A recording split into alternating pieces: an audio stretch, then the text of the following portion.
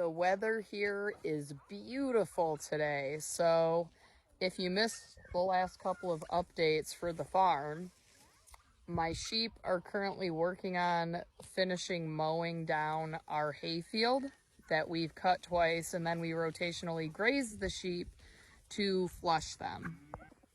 For non-sheep people, flushing is basically feeding them a higher quality of nutrients than they typically get, so that they hyperovulate because their body tells them that they can actually take care of more young because of the amount of nutrients they're getting. And basically when they ovulate, it causes them to release more eggs.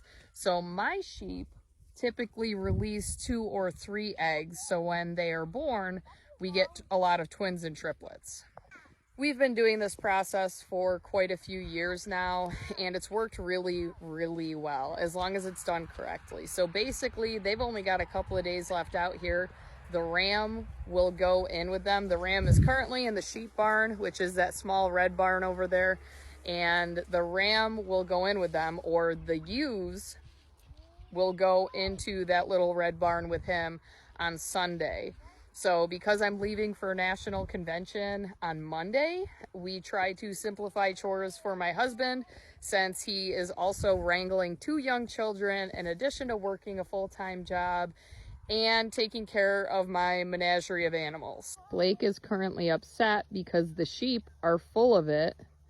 They're full of you-know-what and vinegar, and they're fighting and frolicking, and they don't want anything to do with Blake. I just keep hoping that they don't run out of the fence, because I don't really want to chase sheep.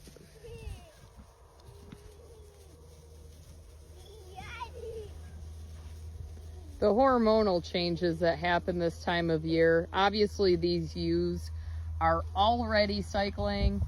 So when the ram goes in, that's another reason that we time the breeding the way that we do, because these guys usually start cycling in August. So by the time the ram goes in, they've already gone through a couple of cycles and they are ovulating. Also, if anyone is looking to acquire some hair sheep in the northeastern region of the United States, I do have some very high quality ewes that I need to part with. Not that I want to part with them, but I just don't have the room. And I acquired those 8 registered ewes that I had not planned on. So these would be females that I actually retained for my own flock that I'm going to have to sell. So if you're looking for high quality hair sheep to start a flock or add some to your currently existing flock, we are a relatively biosecure source. We don't test, but we do not bring in random animals. The auction animals do not come onto our property, and we are very selective about where we source our breeding rams from. I also have 3 Nigerian dwarf goats that I'm looking to get rid of. One is a buckling from February, one is a doeling also from February. She has blue eyes. The buckling is polled and has blue eyes, and an August 2020 doe that has had 2 sets of babies. So hit me up if you're looking to add some small ruminants to your menagerie of animals. I'll make a deal if you take them all that I need to get rid of. Not that they're going to be cheap. I spend a lot of money on my breeding rams, and I've spent a lot of time and effort into building my flock, but they are worth the investment.